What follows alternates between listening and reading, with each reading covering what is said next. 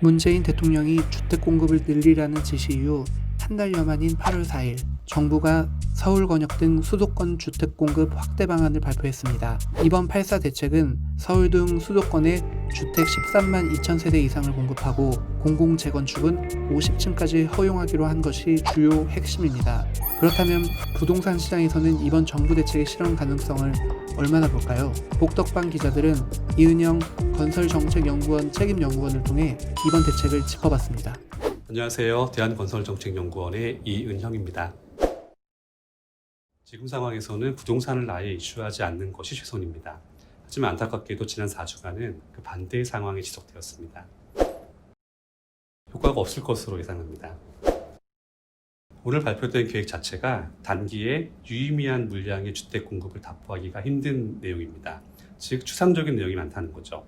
그 때문에 집값이 오를 것이란 전망이 주류인 지금 시점에서 얼마만큼의 무주택자가 추가 공급 주택으로 돌아설지는 예측이 힘듭니다.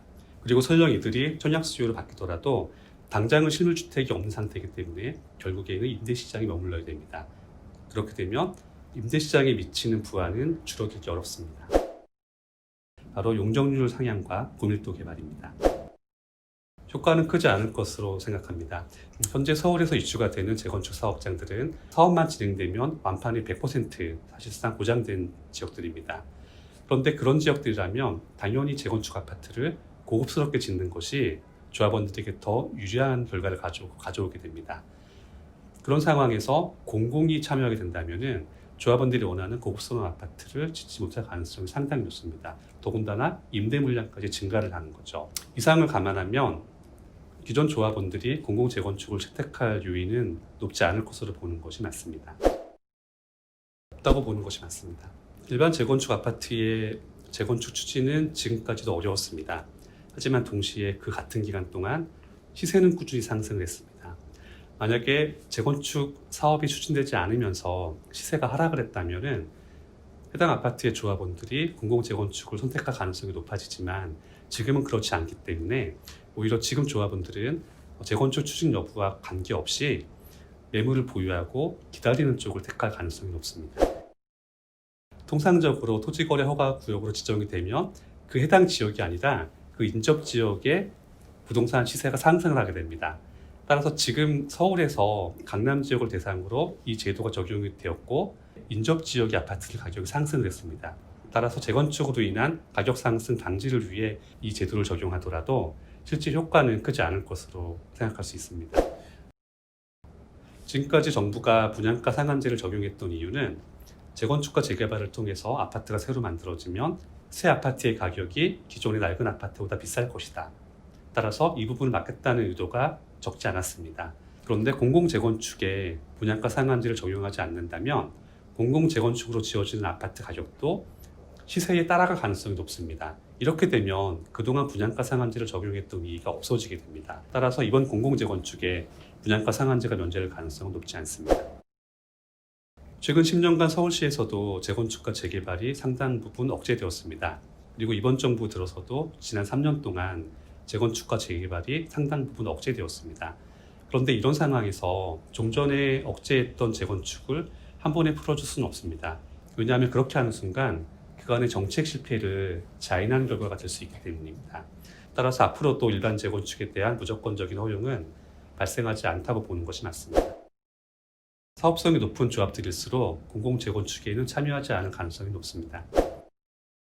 일각에서는 고밀도 개발을 통해서 주택 공급 문제 등 많은 문제를 해결할 수 있다고 주장하는 사람들이 있습니다. 하지만 실제로는 기존의 저밀도로 형성된 구도심에 고밀도 개발을 통해서 주택을 많이 공급하게 되면 여러 가지 문제가 발생을 합니다. 대표적인 것이 일조권과 조망권 침해 문제고요. 그 다음이 교통체증 같은 기반시설의 문제가 발생을 합니다. 네, 세관에서는 오늘 발표된 계획이 일정에 맞춰서 공급이 될 것인지를 가장 궁금해하고 있습니다. 하지만 실제로는 오히려 이 계획이 일정에 맞춰서 공급이 된다면 추후에 더 큰 문제를 가져올 수 있다고 저는 생각을 합니다. 대표적인 것이 앞서 말씀드렸던 구도심의 고밀도 개발이 가져오는 일조권 침해, 교통체증 같은 기반시설 문제를 예로 들 수가 있습니다. 또 하나 구체적인 예를 들게 되면 현재 용산역 앞쪽에는 10년 전과 달리 주상복합들이 많이 증가되면서 출퇴근 시간의 교통체증 문제가 지적되고 있습니다.